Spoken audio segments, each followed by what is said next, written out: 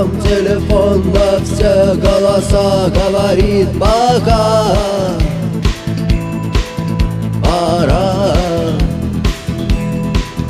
И пальто на гвозде, шарф в рукаве и перчатки в карманах шепчут: подожди до утра,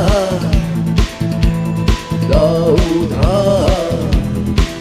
Но странный стук зовет дорогу. Может, сердце, может, стук в дверь.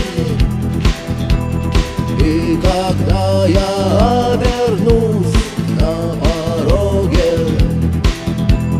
я скажу одно лишь слово: верь.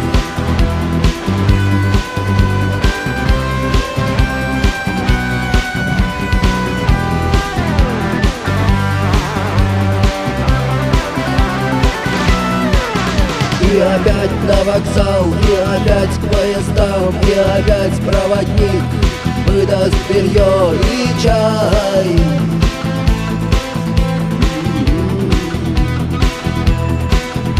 И опять не усну, и опять сквозь грохот колес мне послышится слово: